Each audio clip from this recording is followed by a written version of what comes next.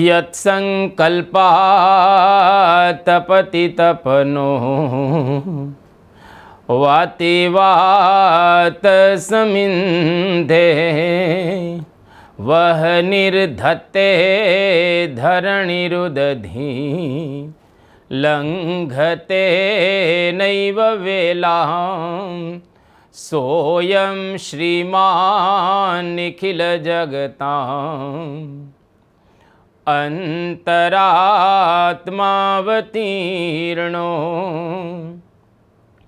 ધર્મં રક્ષન દિશતુ કુશલમ સ્વામિનારાયણો નઃ.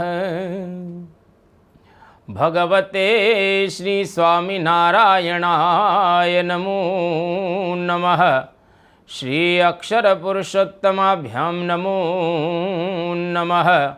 શ્રી ગુણાતીતાનંદ સ્વામી મહારાજાય નમો નમઃ. શ્રી ભગતજી મહારાજાય નમો નમઃ. શ્રી શાસ્ત્રીજી મહારાજાય નમો નમઃ. શ્રી યોગીજી મહારાજાય નમો નમઃ. શ્રી પ્રમુખ સ્વામી મહારાજાય નમો નમઃ. શ્રી મહંત સ્વામી મહારાજાય નમો નમઃ. પરમ પૂજ્ય મહંત સ્વામી મહારાજના કરકમળો દ્વારા લખાયેલો આ સત્સંગ દીક્ષા ગ્રંથ, જેની પારાયણ આપણે સાંભળી રહેલા છીએ. અત્યાર સુધી 255 શ્લોકો આપણે સાંભળી ચૂકેલા છીએ. આજે પરમ પૂજ્ય સ્વામીશ્રી આપણને 256મા શ્લોકની અંદર આગળ ખૂબ સુંદર સમજાવી રહેલા છે. એકાદશ્યા વ્રતમ નિત્યમ કર્તવ્યમ પરમાધરા તદ્દિને નૈવ ભોક્તવ્યમ નિષિદ્ધમ વસ્તુ કરહિચી. એકાદશીનું વ્રત સદાય પરમ આદર થકી કરવું. તે દિવસે નિષિદ્ધ વસ્તુ ક્યારેય ન જમવી. પરમ પૂજ્ય સ્વામીશ્રી આ શ્લોકની અંદર એકાદશીની વાત કરી રહેલા છે. એકાદશી આદર થકી કરવી અને એ દિવસે નિષિદ્ધ વસ્તુ ન ખાવી. નિષિદ્ધ વસ્તુ અર્થાત જેનો શાસ્ત્રકારોએ, મહાપુરુષોએ અને ઋષિઓ મુનિઓએ નિષિદ્ધ કર્યો હોય એને નિષિદ્ધ વસ્તુ કહેવામાં આવે છે. અન્નાદિ ન ખાવા. એકાદશીને દિવસે અન્નાદિનો નિષેધ બતાવવામાં આવેલો છે. એકાદશીને દિવસે દાળ, ભાત, રોટલી, શાક વગેરેનો ત્યાગ કરવો. શાક અમુક પ્રકારના ખાઈ શકાય, પણ દાળ, ભાત અને રોટલી એ ન ખાવા જોઈએ. એનો આપણે ત્યાગ કરવો જોઈએ.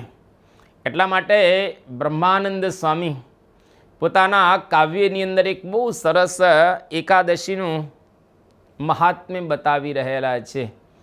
અને બ્રહ્માનંદ સ્વામીએ એકાદશી માટે સરસ ભજનો, કીર્તનોની રચના કરેલી છે. બ્રહ્માનંદ સ્વામીના શબ્દોમાં, કોડે કોડે એકાદશી કીજીએ રે, કોડે કોડે એકાદશી કીજીએ રે, એવું વ્રત જાવા નવ દીજીએ રે, એવું વ્રત જાવા નવ દીજીએ રે, કોડે કોડે એકાદશી કીજીએ રે, કોડે કોડે એકાદશી કીજીએ રે, કોડે કોડે એકાદશી કીજીએ રે. કહેતા ખૂબ આનંદથી, ઉત્સાહથી આ એકાદશી આપણે કરવી જોઈએ. આવું વ્રત એ જવા ન દેવું, અર્થાત એ દિવસે બરાબર વ્રત કરવું. શાસ્ત્રીજી મહારાજ BAPA સંસ્થાના સંસ્થાપક, એ ઘણી વખત એવી વાત કરતા હતા કે એકાદશીએ અન્ન ખાનારો ભગવાનને બાણ મારે છે. આટલો બધો જબરદસ્ત શાસ્ત્રીજી મહારાજ આગ્રહ રાખતા હતા. એટલે કે એકાદશીને દિવસે કોઈ પણ પ્રકારનું અન્ન ન ખાવું જોઈએ. ભગવાન સ્વામિનારાયણે શિક્ષાપત્રીની અંદર 79માં શ્લોકની અંદર વાત કરેલી છે કે એકાદશીનામ સર્વાસામ કર્તવ્યમ વ્રતમાદરા કૃષ્ણ જન્મદિનાનાંચ શિવરાત્રેશ્ચ સોત્સવમ. એકાદશી વ્રત દરેકે પરમ આદર થકી કરવું. કૃષ્ણ ભગવાનના દિવસે અને શિવરાત્રિએ ઉત્સવ કરવા. આ વાત મહારાજે અદ્ભુત રીતે કરેલી છે. એકાદશીના સંદર્ભની અંદર ખૂબ કથાઓ પૌરાણિક તેમજ અન્ય ઇતિહાસ વગેરે ગ્રંથોની અંદર બતાવવામાં આવેલી છે. પૌરાણિક કથાઓ ઘણી બધી આપણે એની અંદર સાંભળી રહેલા છીએ. સતયુગમાં નાડી જંઘ એક રાક્ષસ હતો, ભયંકર. એ ચંદ્રાવતી નગરીની અંદર પોતે રહેતો હતો અને એનો પુત્ર મૂર, એ પણ દાનવ એટલે કે મૂર દાનવ, અને જબરજસ્ત તપશ્ચર્યા કરી, જેના દ્વારા બ્રહ્માજી એની ઉપર પ્રસન્ન થયા. અને એ બ્રહ્માજીએ આ મૂર દાનવને કહ્યું કે તું વર માગ. ત્યારે મૂળ દાનવે કહ્યો કે યોનિજ અર્થાત પિતા અને માતાથી ઉત્પન્ન થયેલા પ્રાણી માત્ર, એનાથી હું ન મરું. ભગવાન બ્રહ્મા એના તપશ્ચર્યા દ્વારા પ્રસન્ન થયા હતા. એટલે તથાસ્તુ કહ્યું કે જા, તો કોઈ યોનિજ દ્વારા નહીં મરે. એટલે કે જેનો માતા અને પિતા થકી જન્મ થયો હશે એના દ્વારા તું નહીં મરે, તું મૃત્યુ નહીં પામે. ભગવાને આ પ્રકારે વરદાન આપ્યું. હવે એ ભગવાનને મારવા માટે ગયો. બ્રહ્માજીએ વરદાન આપી દીધો તો એ તો ભગવાનને મારવા માટે જાય છે. ભગવાન ગુફાની અંદર સૂઈ ગયા. જ્યારે મૂળ દાનવ ગુફાની અંદર આવે છે એ વખતે ભગવાન ગુફાની અંદર સૂતા હતા. મોઢું ગુફાનું સાંકડું હતું અને અંદરથી તો ગુફા બહુ જ પહોળી હતી, 12 યોજન મોટી હતી. અને આ મૂળ દાનવ ભગવાનને મારવા માટે ગુફાની અંદર પ્રવેશ કર્યો.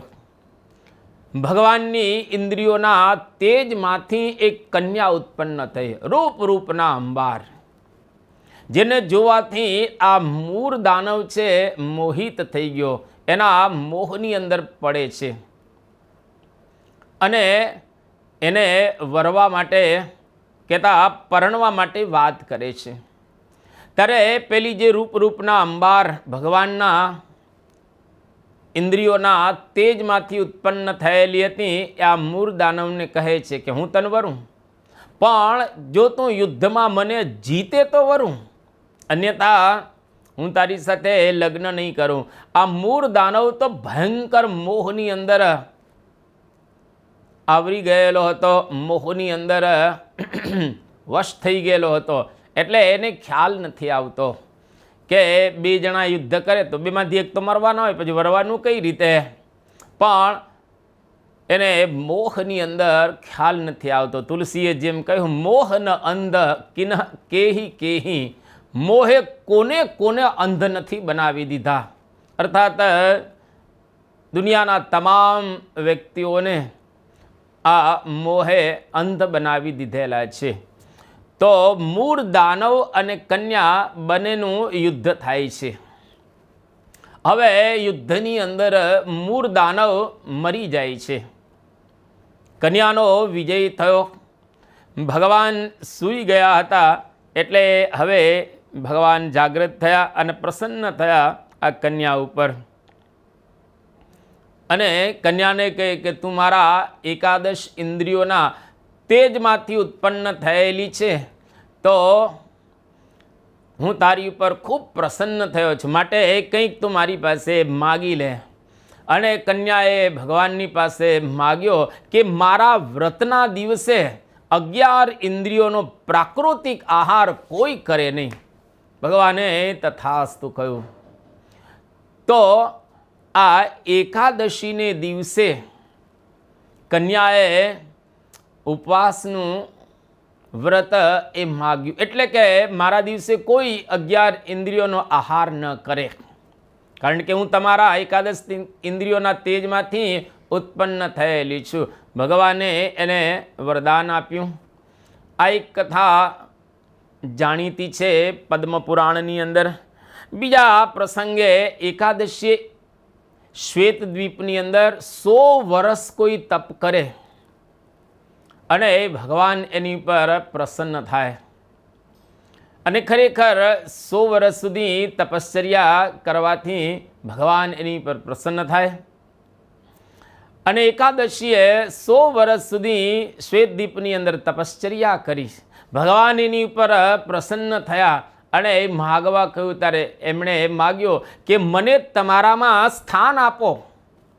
ત્યારે ભગવાન એકાદશીને કહે છે કે જો નીચે ગરુડજી છે, ચરણની અંદર તુલસી રહેલા છે અને હૃદયમાં લક્ષ્મીજી રહે છે, 4 ભુજાઓ મારી રહેલી છે, એમાં 4 આયુધો છે, કોઈ હવે સ્થાન ખાલી નથી.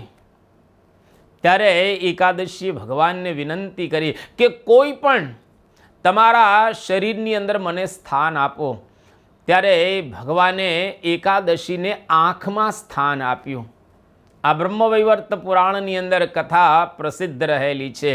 ભગવાને આંખની અંદર એને સ્થાન આપ્યું, અર્થાત આંખમાં સ્થાન આપ્યું એટલે કે જાગૃતિ.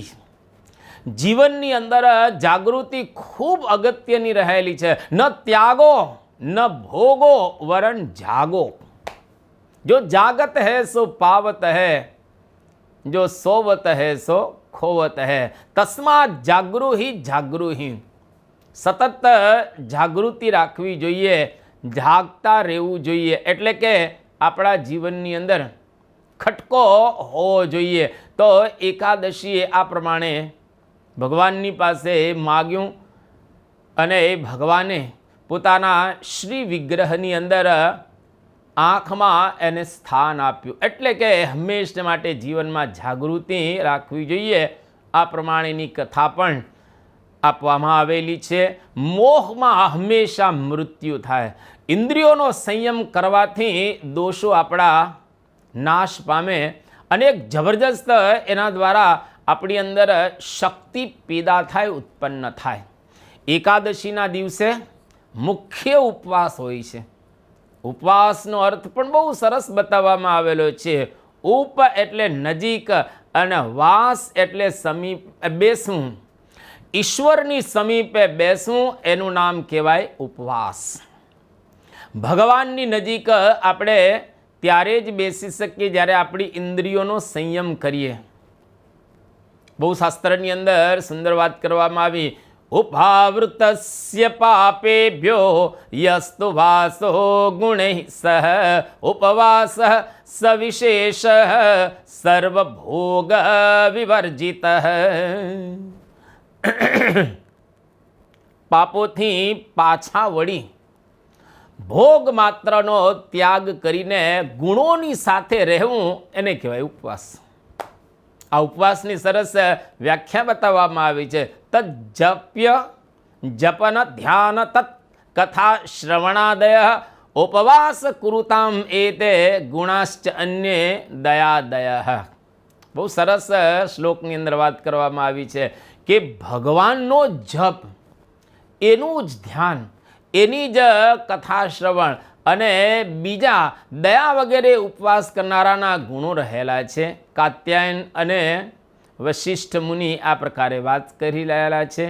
સત્સંગી જીવન ગ્રંથના 3જા પ્રકરણની અંદર 33મા અધ્યાયની અંદર આનો વિસ્તાર બતાવવામાં આવેલો છે. મધ્યના 8મા વચનામૃતની અંદર ભગવાન સ્વામિનારાયણ બહુ સરસ કહે છે કે 10 ઇન્દ્રિયો ને 11મું મન, એ સર્વે જે વિષયમાં ચોંટે ત્યાંથી પાછા ખેંચીને બ્રહ્મ અગ્નિને વિશે હોમવા. તે યોગ યજ્ઞ 11 ઇન્દ્રિયોના જુદા જુદા આહાર છે.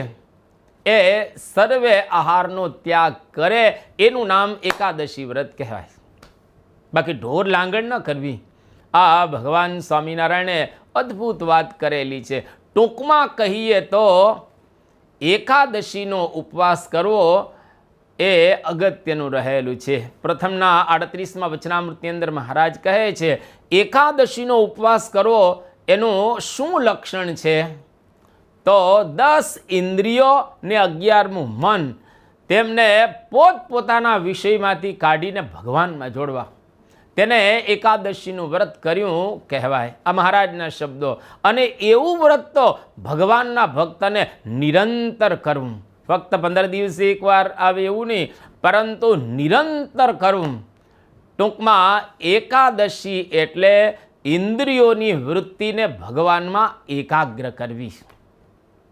જે આપણી ઇન્દ્રિયોની વૃત્તિ જગતની અંદર વહી રહેલી છે અને જગતની અંદર ભટકી રહેલી છે, એમાંથી આપણે ખેંચી અને ભગવાનની અંદર એકાગ્ર કરવી, એનું નામ કહેવાય એકાદશી.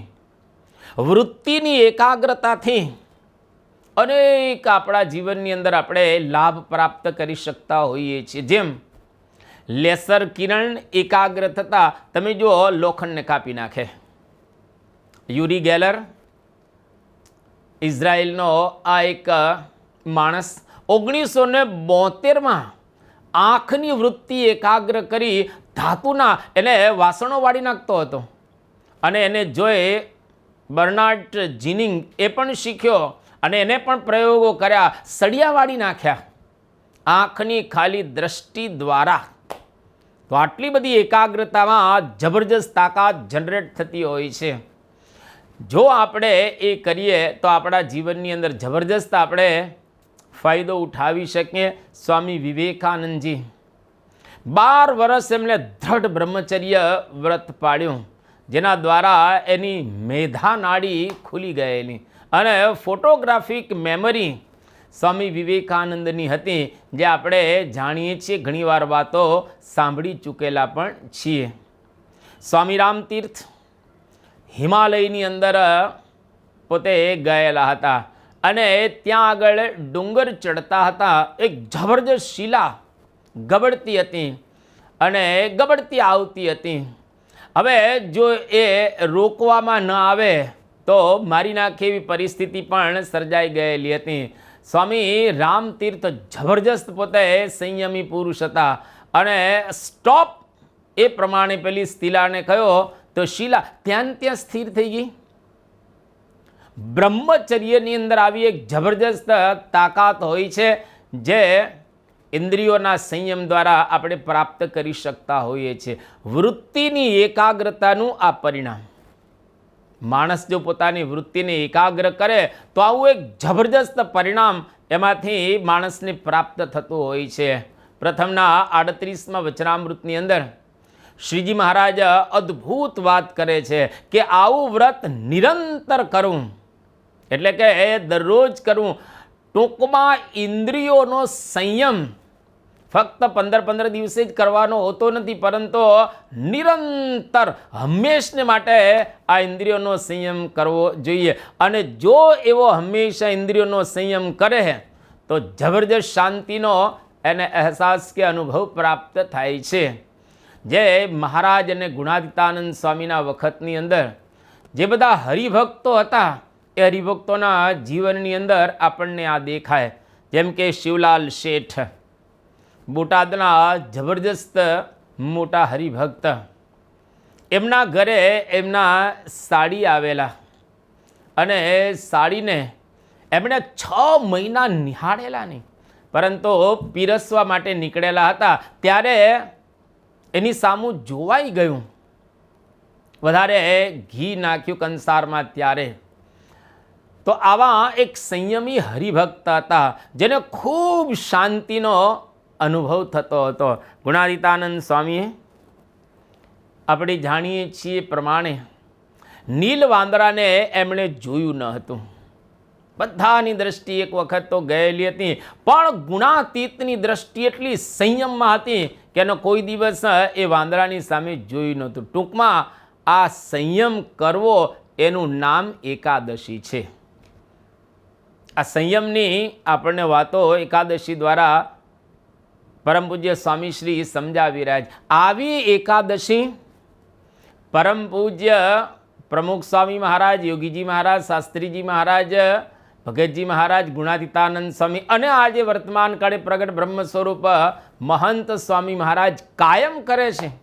કારણ કે એમની ઇન્દ્રિયોની વૃત્તિ હંમેશા ભગવાનની અંદર જ રહે છે, પરંતુ ભગવાન સિવાય કોઈ પણ વિષયની અંદર એની ઇન્દ્રિયોની વૃત્તિ વહેતી નથી, બહેતી નથી. આ ખૂબ અગત્યનું રહેલું છે. આવી એકાદશી કાયમ કરવી.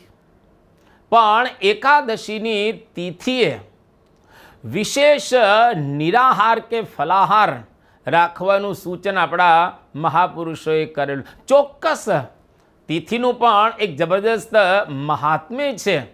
આપણા મન ઉપર ચંદ્રની કળા વધે ઘટે એની અસર થાય છે. પૂનમે ગાંડા વિશેષ તમને જોવા મળશે. કારણ અંગ્રેજીમાં ગાંડાને લ્યુનેટિક કહેવામાં આવે છે, ચંદ્રને અંગ્રેજીમાં લ્યુનર કહેવામાં આવે છે. એના પરથી ગાંડાને લ્યુનેટિક કહેવામાં આવે છે. મનના દેવતા એ ચંદ્રમા છે. હવે તેથી એકાદશીના દિવસે ચંદ્ર 11મી કળાએ આવે અને 11મી કળાએ ચંદ્ર આવે ત્યારે એનું ચોક્કસ મહત્વ છે. વાતાવરણની માનવો ઉપર એક જબરદસ્ત સૂક્ષ્મ અસરો આપણને થતી દેખાય છે અને જોઈ શકીએ છીએ. ઋષિઓએ ઉત્સવ, તપ, વ્રત વગેરે ગોઠવેલા છે જેથી કરીને વાતાવરણની માનવોના મન ઉપર એવી અસર ન થાય. જો આ પ્રમાણે બધા લોકો કરે તો અહીં આગળ આ એકાદશીનું વ્રત આપણે બરાબર રીતે કરવું એ વાત કરી રહેલા છે. આરોગ્યની દ્રષ્ટિએ પણ 15 દિવસે એકાદ ઉપવાસ જરૂરી રહેલો છે. અત્યારનું આધુનિક મેડિકલ સાયન્સ એ પણ આ વાત કરે છે. અત્યારના જે વિશેષજ્ઞો છે, તજજ્ઞો રહેલા છે, એ પણ એકાદશીને દિવસે ભૂખ્યા રહેવું એક દિવસ એ વાત કરી રહેલા છે. ટૂંકમાં એક દિવસ જો આપણે મશીનને આરામ આપીએ તો એના દ્વારા એ મશીન વર્ષો સુધી ચાલે, એમાં કોઈ પ્રોબ્લેમ ન પડે. અને આમે આપણે બહાર જે મશીનોને આરામ આપીએ છીએ, મોટરને આરામ આપીએ છીએ 24 કલાકમાંથી જે કંઈ થોડો ઘણો, અથવા અમુક દિવસે આરામ આપીએ છીએ. એવી જ રીતે આપણા શરીરને પણ અમુક દિવસે આપણે આરામ આપવો જોઈએ. પેટને આરામ આપવો જોઈએ, જેથી કરીને આપણે ખૂબ સારી રીતે જીવન પ્રસાર કરી શકીએ. આયુર્વેદ શાસ્ત્રની અંદર લંઘનમ પરમૌષધમ આવું બતાવવામાં આવેલું છે. ઉપવાસ શ્રેષ્ઠ દવા રહેલી છે. પ્લુટાર્ચ એ પણ એવી વાત કરે છે કે દવાને બદલે એક દિવસનો ઉપવાસ કરો. જો તમે એક દિવસનો ઉપવાસ કરશો તો તમારું શરીર એકદમ નિરામય રહેશે, શુદ્ધ રહેશે, પવિત્ર રહેશે અને તમને જીવવાનો જબરજસ્ત એક આનંદ પણ પ્રાપ્ત થશે. પશુઓ પણ જ્યારે માંદા થાય ત્યારે ખોરાક બંધ કરી દેશે. તમે જોજો, એ લોકો ખોરાક નથી લેતા માંદા થાય ત્યારે. ઇંગ્લેન્ડના ડૉક્ટર હેનરી ટેનર ઈસવીસન 1877ના એલોપેથીના ડૉક્ટર, એને રોગ થયા. હવે દવાથી મટે એવી કોઈ શક્યતા એમને લાગી નહીં. આપઘાત કરવા એ પોતે તૈયાર થયા. હવે આપઘાત કેવી રીતે કરવો તેનો વિચાર કર્યો કે ધીરે ધીરે ઓછું ખાઈએ, અને એમ કરતાં ઉપવાસ ઉપર ઉતરી ગયા. 42 દિવસ એને ઉપવાસ થયા પણ મર્યા નહીં. પણ રોગ એનો મટી ગયો. આશ્ચર્યની વાત એ કહેવાય કે પોતે ન મર્યા પણ એનો રોગ મરી ગયો. એટલે એકાદશી જો આપણે બરાબર કરીએ તો એના દ્વારા આપણા શરીરની અંદર પણ એક જબરજસ્ત ફાયદો થતો હોય છે. ઈસવીસન 1958ના American food specialist doctor Jack Goldstone એને મરડો થયેલો અને મરડાની અંદર લોહીયુક્ત બધા ઝાડા આવે, થૂંક સાથે પણ ઘણી વખત લોહી આવતું હતું. આ બધી પરિસ્થિતિ એના જીવનની અંદર સર્જાણી. દવાથી થોડું વધ્યું, પાછું ઘટ્યું નહીં. હવે ઓપરેશનથી એનું જે મોટું આંતરડું છે એ કાઢી નાખવાનો નિર્ણય લેવાયો. હવે ફરી આંતરડું થવાની સંભાવના બહુ જ 25% થી 30% જ ન થાય. હવે તો શું કરું? ફરી આ કદાચ ઉથલો મારે તો મૂંઝવણ થઈ અને નિસર્ગોપચારકના આરોગ્ય કેન્દ્રમાં એ પોતે ગયા અને ઉપવાસ કરાવ્યા. કેવળ પાણી લેવાનું જેને વાત કરી, 42 દિવસના સંપૂર્ણ રોગ મુક્ત થઈ ગયા. તાવ, ઝાડા, ઉલટી, શરદીમાં આ બધી જ જગ્યાએ એકાદશીનું વ્રત આપણને ઉપયોગી કે લાભદાયી રહેલું છે. દમ અથવા એસિડિટી કોઈને થઈ હોય, આધા શીશી કોઈને થઈ હોય, અતિ રક્તદાબ હોય એટલે કે બીપી હોય, હૃદય રોગ આવ્યો હોય, અરે દાદર થઈ હોય, મૂત્રપિંડના રોગો હોય, લકવો થયો હોય વગેરે રોગોમાં પણ ઉપવાસથી ખૂબ ફાયદા થાય છે અને ઘણાને મટી પણ ગયેલા છે આ રોગો.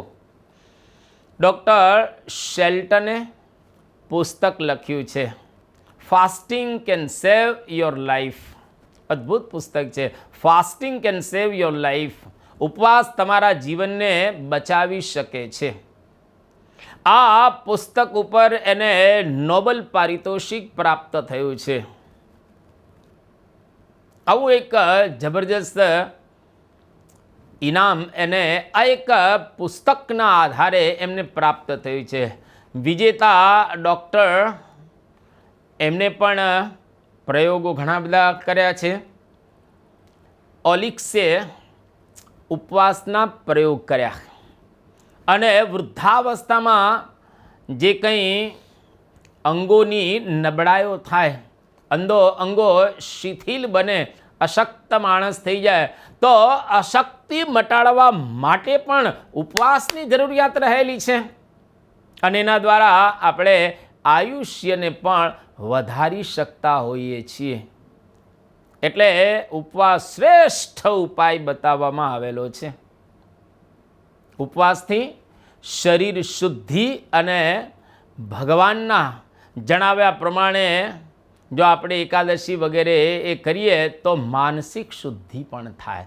એટલે ઉપવાસ દ્વારા 2 શુદ્ધિ થાય, શારીરિક અને માનસિક શુદ્ધિ થાય. એટલે સર્વ પ્રકારે ફાયદાકારક આ એકાદશીનું વ્રત રહેલું છે. એટલે જ બ્રહ્માનંદ સ્વામી કોડે કોડે એકાદશી કીજીએ.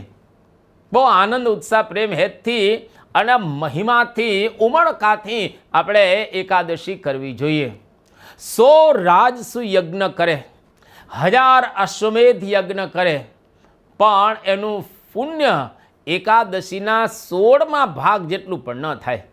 કેટલો બધો જબરજસ્ત એકાદશીનો આ મહિમા કહ્યો છે. આ અર્થવાદ નથી, આ વાસ્તવિકતા રહેલી છે.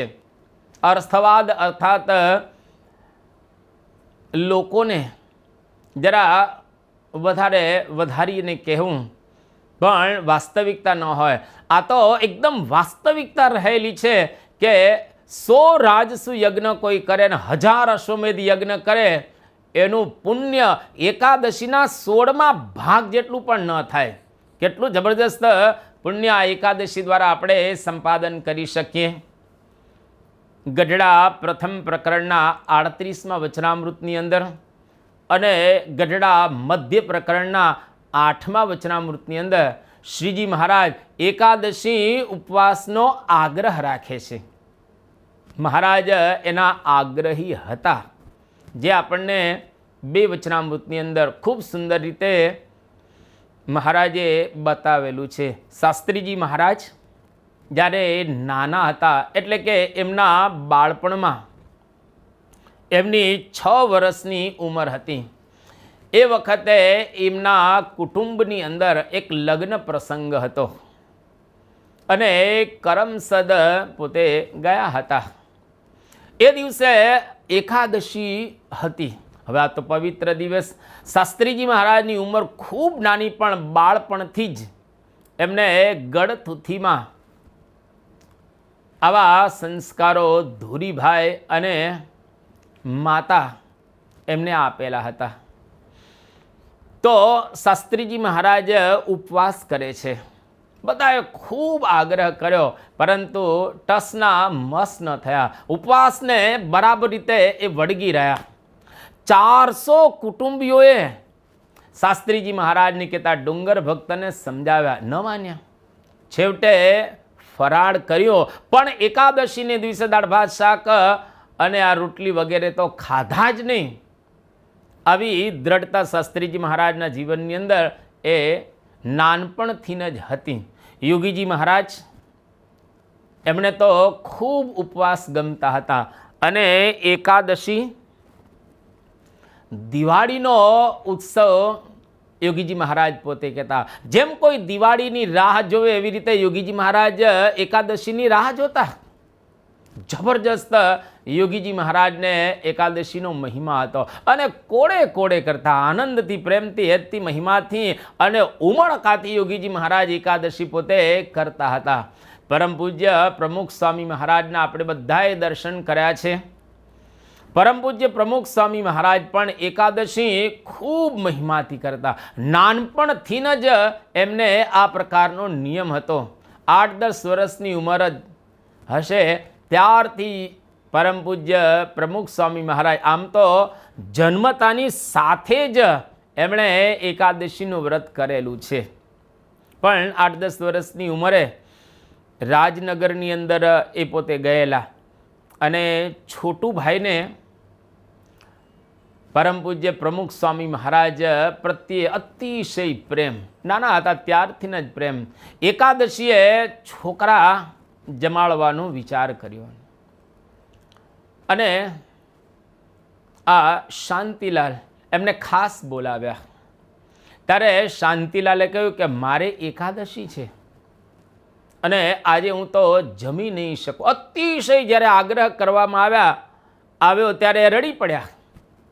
ચોધાર આંસુ એના આંખમાંથી પડવા લાગ્યા અને અતિશય પછી બહુ આગ્રહ કરતા નથી, ફરાળ કરાવ્યું. પછી તો પરમ પૂજ્ય પ્રમુખ સ્વામી મહારાજને નાનપણથી જ આવો એકાદશીનો જબરજસ્ત મહિમા હતો અને પોતે એ કરતા હતા. સાધુ થયા પછી 1977 સુધી પરમ પૂજ્ય પ્રમુખ સ્વામી મહારાજે નિર્જળા ઉપવાસ કરેલો છે. એટલે કે પ્રમુખ સ્વામી મહારાજની ઉંમર 57 વર્ષની હતી ત્યાં સુધી એમણે નિર્જળા ઉપવાસ કરેલો છે. એ કોઈ દિવસ પાણી પણ પીતા નહીં અને પારણા પણ બીજા દિવસે મોડા કરતા અને બપોરે એ કોઈ દિવસ સૂતા નહીં. રાત્રે 12 વાગ્યા સુધી એ પોતે જાગે. આવું ખબરદાર થઈ અને પરમ પૂજ્ય પ્રમુખ સ્વામી મહારાજ વ્રત કરતા હતા. હરિભક્તોએ બધી જ એકાદશી ફરાળી કરવી એવું નહીં, પણ જેટલું કાંઈ આપણાથી બની શકે એટલો નિર્જળ રહેવાનો પ્રયત્ન કરવો. નિર્જળ ન રહી શકાય તો સજળ આપણે એકાદશી કરીએ. સજળ પણ આપણાથી ન થઈ શકે તો કેવળ ફલાહાર કરીને એકાદશી કરીએ. પણ ફરાળ તો કોઈ દિવસ એકાદશીને દિવસે એ કરવું જ નહીં. નારદીય પુરાણમાં ભગવાન એવું કહે છે કે અષાઢ સુદ એકાદશી એટલે કે દેવપુઢી એકાદશી અને ભાદરવા સુદ એકાદશી એટલે કે પાર્શ્વ પરિવર્તિની એકાદશી એટલે કે જલજીની, કાર્તિક સુદ એકાદશી એટલે કે દેવપુઢી એકાદશી. આ 3 એકાદશીએ જો ફળ મૂળ ખાય તો એ મને હૃદયમાં શલ્યની જેમ દુખે છે. કેટલો બધો જબરજસ્ત મહિમા બતાવવામાં આવેલો છે. એટલા માટે તો બ્રહ્મસ્વરૂપ શાસ્ત્રીજી મહારાજ 5 નિર્જળા ઉપવાસ કરવાની વાત કરતા હતા. એક તો દેવપોઢી એકાદશી અને પાર્શ્વ પરિવર્તિની એકાદશી અને દેવઉઠી એકાદશી. તો અહીં આગળ આ જબરજસ્ત એકાદશીનો મહિમા આપણે સાંભળી રહેલા છીએ. શયને ચ મદ ઉત્થાને મદ પાર્શ્વ પરિવર્તને નરો મૂલ ફલાહારી હૃદય શલ્યમ મમાર્પય. નિર્ણય સિંધુ ગ્રંથની અંદર આ વાત બતાવવામાં આવેલી છે. ટૂંકમાં કહીએ તો આ 3 એકાદશીને દિવસે નિર્જળા ઉપવાસ કરો. બ્રહ્મ સ્વરૂપ શાસ્ત્રીજી મહારાજે વાત કરેલું છે. અને વર્ષની અંદર 5 ઉપવાસ નિર્જળા કરવા, એમાં 3 એકાદશી છે અને એક ભગવાન કૃષ્ણનો પ્રાદુર્ભાવ થાય ત્યારે અને બીજો ભગવાન શ્રી રામનો પ્રાદુર્ભાવ થાય ત્યારે પણ નિર્જળા ઉપવાસ કરવાની શાસ્ત્રીજી મહારાજે આપણને આજ્ઞા કરેલી છે, જે નિર્ણય સિંધુ ગ્રંથની અંદર આ લખાયેલું છે. બ્રહ્મ સ્વરૂપ શાસ્ત્રીજી મહારાજ જબરજસ્ત પોતે એવા મહાન પુરુષ હતા કે જેમણે આ બધું પ્રવર્તાવ્યું છે. બ્રહ્મ સ્વરૂપ શાસ્ત્રીજી મહારાજ આ 3 ઉપવાસ અને હરિજયંતિ અને રામનવમી અને કૃષ્ણ જન્માષ્ટમી, આ 2 ઉપવાસ હરિભક્તોને પણ નિર્જળા કરવાનું કહેતા. અને આજે આ BAPS સંસ્થાની અંદર આપણે જોઈએ છીએ દેશ વિદેશની અંદર હજારો હરિભક્તો, લાખો હરિભક્તો એ નિર્જળા ઉપવાસ કરી રહેલા છે. સ્વામીશ્રીએ ભાંગતી તબિયતે પણ 5 ઉપવાસોનો ખૂબ આગ્રહ રાખ્યો છે. પરમ પૂજ્ય પ્રમુખ સ્વામી મહારાજે જબરજસ્ત આગ્રહ રાખ્યો છે. 1983 જે વર્ષે પરમ પૂજ્ય સ્વામીશ્રીને સુંદરપુરા ગામની અંદર એટેક આવેલો અને એટેક આવ્યા પછી અષાઢ સુદ એકાદશી આવી. અમદાવાદની અંદર સ્વામીશ્રી હતા. સંતોએ એકદમ બધી ગોઠવણ કરી અને અંબાલાલ કાકા બહુ મોટા બકરીપોળના હરિભક્ત, એમના દ્વારા પરમ પૂજ્ય પ્રમુખ સ્વામી મહારાજને આગ્રહ કરાવી અને ફરાળ કરાવ્યું. 2 દિવસ સુધી પરમ પૂજ્ય સ્વામીશ્રી સેવકોની સાથે બોલતા નથી, એ ઉદાસ થઈ ગયા હતા. તારીખ 4/11/1984 અમદાવાદની અંદર પરમ પૂજ્ય પ્રમુખ સ્વામી મહારાજ હતા અને દેવ ઉઠી એકાદશી હતી. ફરાળની ના પાડી અને ઉકાળાની સાથે દવા બપોરે ફરાળ માટે પૂજ્ય મહંત સ્વામી, પૂજ્ય ડૉક્ટર સ્વામી, પૂજ્ય ઈશ્વરચરણ સ્વામી, પૂજ્ય વિવેક સાગર સ્વામી વગેરે સંતોએ એમણે ખૂબ આગ્રહ કર્યો, છતાં પણ ન જ કર્યું. સ્વામીશ્રી કહે બહુ આગ્રહ ન કરતા, નહીં તો આખો દિવસ બગડશે, મજા નહીં આવે. અને ખરેખર સંતો સમજી ગયા કે બાપાની બિલકુલ રુચિ આની અંદર રહેલી નથી, એટલે આપણે આગ્રહ ન કરવો જોઈએ. તારીખ 21/4/1983 પરમ પૂજ્ય પ્રમુખ સ્વામી મહારાજને હાર્ટ એટેક આવેલો અને હાર્ટ એટેક પછી એમ્સ ઓક્સિજનની અંદર પરમ પૂજ્ય પ્રમુખ સ્વામી મહારાજ આરામ માટે રોકાયા હતા અને આરામ કરતા હતા. ચૈત્ર સુદ નોમનો દિવસ આવ્યો, ભર ઉનાળો, અતિશય ભયંકર ગરમી હતી. એ દિવસે પણ પરમ પૂજ્ય પ્રમુખ સ્વામી મહારાજે ઉપવાસ કર્યો. આખા દિવસમાં ફક્ત દવા પૂરતું જ 1.5 પ્યાલા જેટલું જ પ્રવાહી સ્વીકાર્યું. ખૂબ આગ્રહને અંતે નિર્જળાની જ ઈચ્છા હતી આમ તો, પણ ખૂબ આગ્રહને અંતે પરમ પૂજ્ય સ્વામીશ્રીએ થોડુંક આ પાણી વગેરે અંગીકાર કર્યું. તારીખ 27/8/1986 પરમ પૂજ્ય સ્વામીશ્રી અમદાવાદની અંદર વિરાજમાન છે અને જન્માષ્ટમીનો દિવસ છે. ભગવાન કૃષ્ણચંદ્રનો પ્રાદુર્ભાવ જે દિવસે થયો હતો એ જન્માષ્ટમી. સવારે ઉકાળા પાણીની ના પાડી દીધી કે આપણે કંઈ કરવું નથી, આજે તો ઉપવાસ, પણ દવા લેવી પડે એટલે સંતોએ આગ્રહ કર્યો. સ્વામીએ ના પાડી દીધી અને સીધા જ સ્વામીશ્રી રૂમની અંદર જતા રહ્યા. બપોરે પણ ના જ પાડી. એક દિવસ આપણે નહીં જમીએ તો ઓછા કંઈ મરી જવાના હતા, દેહ થોડો પડી જવાનો છે. અતિ પરમ પૂજ્ય સ્વામીશ્રીને આગ્રહ કરવામાં આવ્યો. અને અતિ આગ્રહ જ્યારે કરે છે ત્યારે પરમ પૂજ્ય સ્વામી શ્રી કહે અતિ આગ્રહ એ ન કરતા, મારે કંઈ પણ કરવું નથી અને કંઈ પણ લેવું નથી. પછી માન થોડુંક પ્રવાહી લીધું, સાંજે પણ ફરાળ તો ન જ કર્યું અને થોડું કંઈક પ્રવાહી અંગીકાર કર્યું. અશ્વમેધ સહસ્રાણી રાજસૂય શતાની ચ એકાદશી ઉપવાસસ્ય કલામ નારહંતી ષોડશીમ. સત્સંગ જીવન ગ્રંથની અંદર આ વાત કરવામાં આવેલી છે કે અશ્વમેધ 1000 કરવામાં આવે, રાજસુયજ્ઞ 100 કરવામાં આવે તો પણ એકાદશીના ઉપવાસની 16મી કળા એના ભાગ જેટલું પણ એ ફળ પ્રાપ્ત ન થાય. ટૂંકમાં જબરજસ્ત ફળ પ્રાપ્ત થાય છે. ન કરોતિ યો મૂઢ એકાદશ્યામ ઉપોષણમ સ નરો નરકમ યાતિ રૌરવમ તમસાવૃતમ. સત્સંગી જીવન ગ્રંથની અંદર આ વાત કરવામાં આવેલી છે કે જે વ્યક્તિ ન કરોતિ મૂઢ એકાદશ્યામ ઉપર, એકાદશીના દિવસે ઉપવાસ ન કરે અને એ વ્યક્તિ રૌરવ નરકને પ્રાપ્ત કરે છે. ટૂંકમાં કહીએ તો એકાદશીને દિવસે આપણે બરાબર રીતે ઉપવાસ કરવો અને જો આપણે બરાબર રીતે ઉપવાસ કરીશું તો એના દ્વારા પરમ પૂજ્ય સ્વામીશ્રી આપણી ઉપર ખૂબ પ્રસન્ન થશે. એ વાત કરીને હવે 257મા શ્લોકની અંદર સ્વામીશ્રી આપણને આગળ બતાવી રહ્યા છે.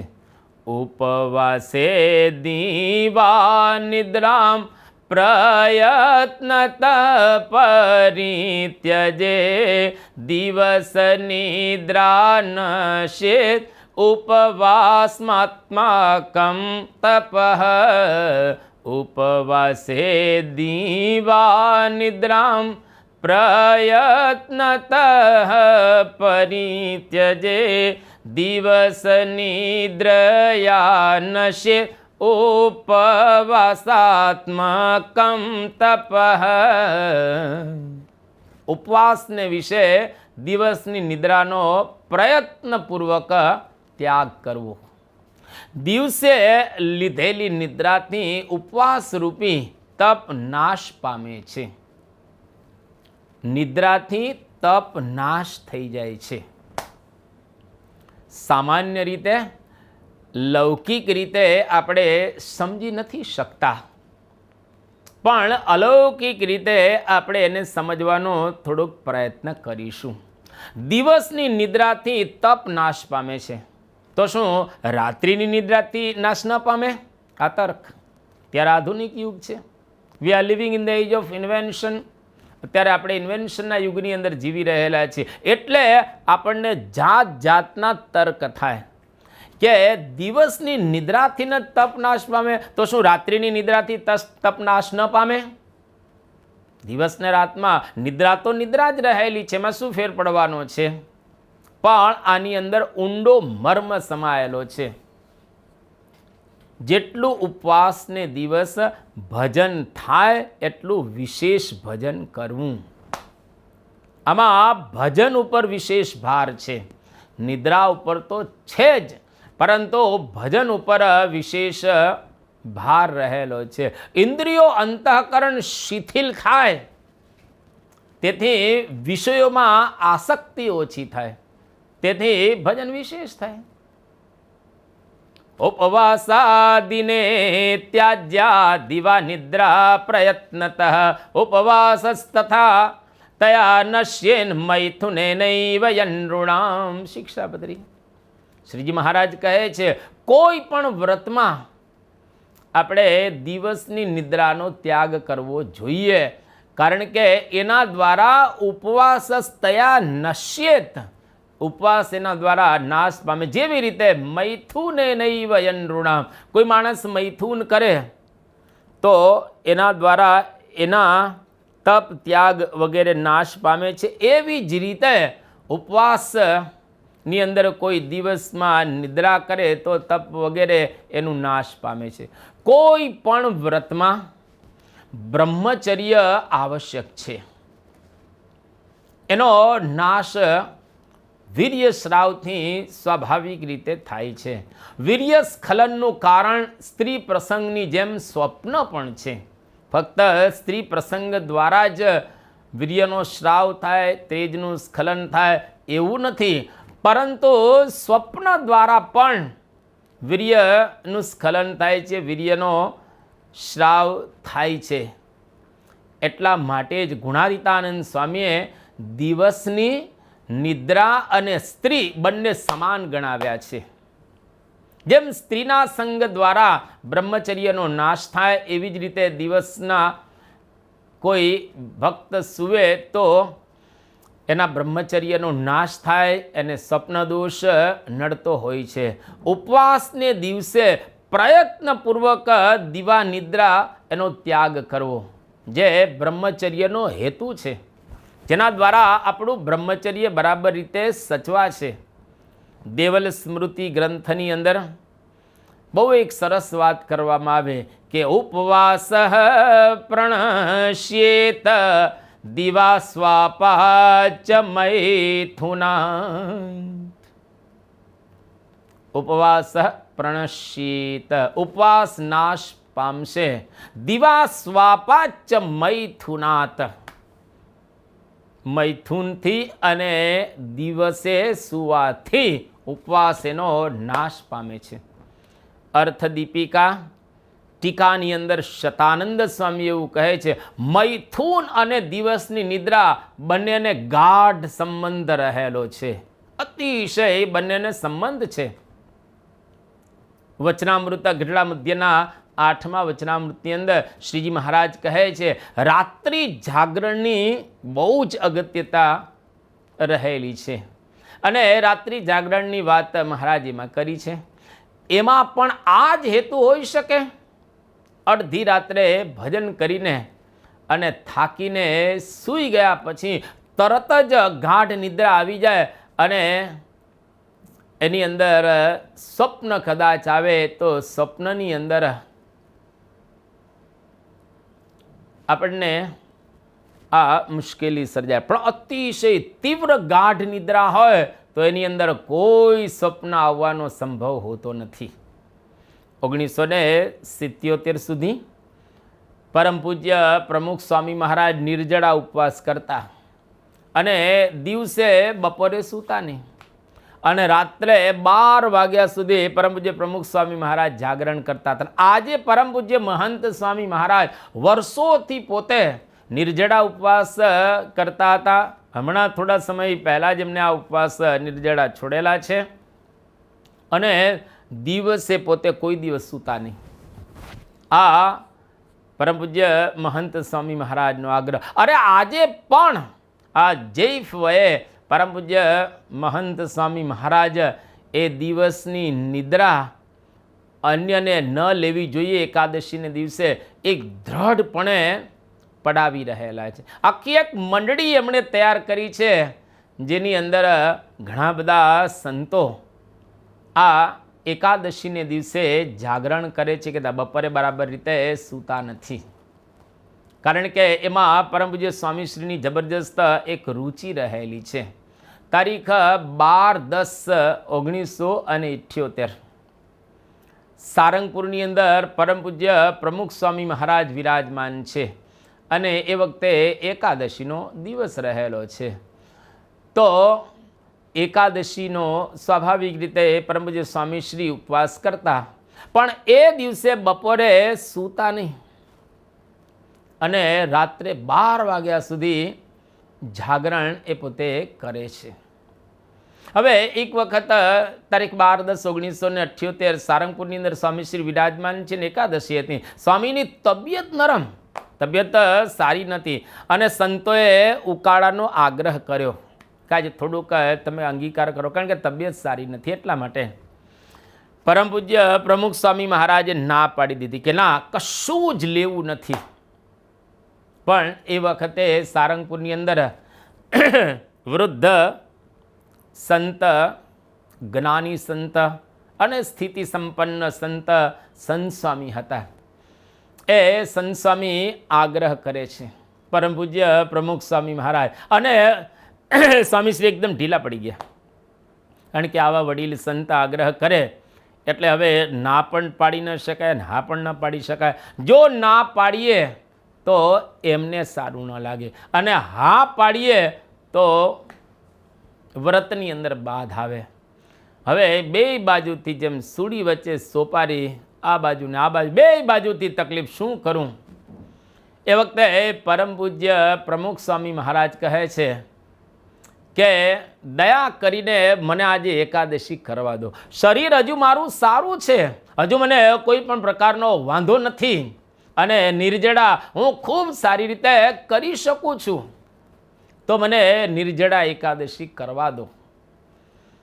બપોરે ન સૂતા અને ખરેખર વાંચન કર્યું, રાત્રે 12 વાગ્યા સુધી જાગરણ કર્યું, પણ એકાદશીને દિવસે કશું જ પોતે અંગીકાર ન કર્યું. દીવા નિદ્રાની સાથે સાથે બાગ બગીચા, જોવાલાયક આ બધા સ્થળો કે ફરવાલાયક બધા સ્થાનો, અથવા તો સિનેમા, નાટક, ચેટક વગેરે જોઈને અથવા તો જુગાર વગેરે રમીને સમય પસાર ન કરવો. પણ ઉપલક્ષણથી આપણે એટલું સમજવાનું કે એકાદશીને દિવસે આ બધું પણ નહીં કરવાનું. ફક્ત જાગરણ કરવાનું નહીં, ઉપલક્ષણથી આપણે સમજી લેવાનું કે આ બધી વસ્તુ પણ આપણા જીવનમાં એ દિવસે ન આવવી જોઈએ. મહંત સ્વામી મહારાજ બોચાસણની અંદર વિરાજમાન હતા, અને નોમ અને એકાદશીએ નિદ્રા એમને ન આવે એટલા માટે અગાસીમાં ફરતા અને શિક્ષાપત્રી કંઠસ્થ કરતા. ખૂબ પ્રયત્ન એમણે આ કરેલો. યોગીજી મહારાજ ક્યારેય ઉપવાસમાં બપોરે સૂતા ન હતા. તો આવો મહાપુરુષોને જબરજસ્ત એકાદશીને દિવસે આગ્રહ હોય છે. એ વાત કરીને પરમ પૂજ્ય સ્વામીશ્રી હવે 258 અને 259 આ બે શ્લોકની અંદર આગળ સમજાવી રહ્યા છે. સ્વામિનારાયણે નેહ સ્વયં યદ્ધિ પ્રસાદિતં ગુરુભિશ્ચાક્ષર બ્રહ્મ સ્વરૂપેર્યત પ્રસાદિતં તેષાં સ્થાન વિશેષાણામ યાત્રામ કર્તુમ ય ઈચ્છતિ તદ્યાત્રામ સજ્જન કુર્યાત યથાશક્તિ યથારુચિ. ભગવાન સ્વામિનારાયણે પોતે જે સ્થાનોને પ્રસાદીભૂત કર્યા છે, અક્ષર બ્રહ્મ સ્વરૂપ ગુરુઓએ જે સ્થાનોને પ્રસાદીભૂત કર્યા છે, તે સ્થાનોની યાત્રા કરવાની ઈચ્છા હોય તેણે પોતાની શક્તિ અને રુચિ પ્રમાણે કરવી. બહુ સરસ સ્વામીશ્રી અહીંયા આગળ સમજાવી રહેલા છે કે ભગવાન સ્વામિનારાયણે અને ગુણાતીતાનંદ એ સ્વામી અથવા તો આપણી જે ગુરુ પરંપરા, આખી ગુરુ પરંપરાના પ્રસાદીના જે સ્થાનો, એની તીર્થયાત્રા કરવી. આ બહુ સરસ વાત સમજાવી રહ્યા છે. ટૂંકમાં કહીએ તો ગુરુવર્યોનો જ્યાં આગળ જન્મ થયો હોય, પ્રાદુર્ભાવ થયો હોય, પ્રાકટ્ય એમનું થયું હોય, અને ઈષ્ટદેવ ભગવાન સ્વામિનારાયણ એ જ્યાં આગળ પ્રગટ થયા હોય છપ્પૈયાની અંદર, તો એના દર્શન કરવા માટે જવું, તીર્થયાત્રા એ કરવી. તો ભગવાન અને ગુરુ પરંપરાના જે પ્રસાદીભૂત સ્થાનો રહેલા છે એમાં તીર્થયાત્રા કરવી. છપ્પૈયા, ગઢડા, વડતાલ, અમદાવાદ, ભુજ, ધોલેરા, જુનાગઢ, કે પછી સારંગપુર, બોચાસણ, ભાદરા કે મહુવા, કે આ બધા જે પ્રસાદીના સ્થાનો રહેલા છે ત્યાં આગળ તીર્થયાત્રા કરવા માટે જવું. તરંતિ ભવાબ્ધિમ જનાહ એભિ ઇતિ તીર્થાની. જેના દ્વારા માણસો ભવાબ્ધિમ તરંતી, એટલે કે ભવસાગરને પાર ઉતરી જાય એને કહેવાય તીર્થાની, એને કહેવાય તીર્થો. જો આ બધા સ્થાનોની અંદર આપણે જઈએ તો ભવસાગરથી આપણે પાર ઉતરી જતા હોઈએ છીએ અને ભવસાગરથી આપણે તરી જતા હોઈએ છીએ. એટલા માટે તીર્થયાત્રા કરવા ચોક્કસ આપણે જવું જોઈએ. જે વાત પરમ પૂજ્ય સ્વામી શ્રી અહીંયા આગળ આ શ્લોકની અંદર આપણને બતાવી રહ્યા છે. ટૂંકમાં કહીએ તો એકાદશીનો બરાબર રીતે ઉપવાસ કરવો અને આપણા ગુરુવર્યોના જે પ્રસાદીભૂત સ્થાનો રહેલા છે એ સ્થાનોના આપણે દર્શન કરવા માટે જવું. સમગ્ર વિશ્વની અંદર પરમ પૂજ્ય પ્રમુખ સ્વામી મહારાજ, યોગીજી મહારાજ, શાસ્ત્રીજી મહારાજ, ભગતજી મહારાજ કે ગુણાતીતાનંદ સ્વામી અને ખુદ ભગવાન સ્વામિનારાયણ આજે મહંત સ્વામી મહારાજ જ્યાં જ્યાં વિચરણ એમણે કરેલું હોય બધા પ્રસાદીના સ્થાનો કેવા બધા પવિત્ર છે, દિવ્ય છે અને નિર્ગુણ રહેલા છે. એના જો આપણે દર્શન કરવા જઈએ તો આપણા જીવની અંદર ખૂબ ખૂબ શાંતિનો અહેસાસ કે અનુભવ આપણે પ્રાપ્ત કરી શકીએ. તો અહીં આગળ પરમ પૂજ્ય સ્વામીશ્રી આપણને આ વાત જણાવી. અહીં આગળ 259 શ્લોકોને આપણે પૂર્ણ કરીએ છીએ. 2 મિનિટ ધૂન બોલાશે અને ત્યાર પછી ધ્યેય મંત્ર અને વિદાય શ્લોક બોલી આજની પારાયણને આપણે વિદાય આપીશું. સ્વામી નારાયણ નારાયણ નારાયણ, સ્વામી નારાયણ નારાયણ નારાયણ, સ્વામી નારાયણ સ્વામી નારાયણ, સ્વામી નારાયણ સ્વામી નારાયણ, સ્વામી નારાયણ નારાયણ નારાયણ, સ્વામી નારાયણ નારાયણ નારાયણ. ગુણાતીતમ ગુરુમ પ્રાપ્ય બ્રહ્મરૂપમ નિજાત્મનઃ, વિભાવ્ય દાસ ભાવેન સ્વામિનારાયણં ભજે. શ્રીહરિમ સાક્ષરમ સર્વદેવેશ્વરમ ભક્તિધર્માત્મજમ દિવ્યરૂપમ પરમ, શાંતિદમ મુક્તિદમ કામદમ કારણમ સ્વામિનારાયણમ નીલકંઠમ ભજે. શ્રીહરિમ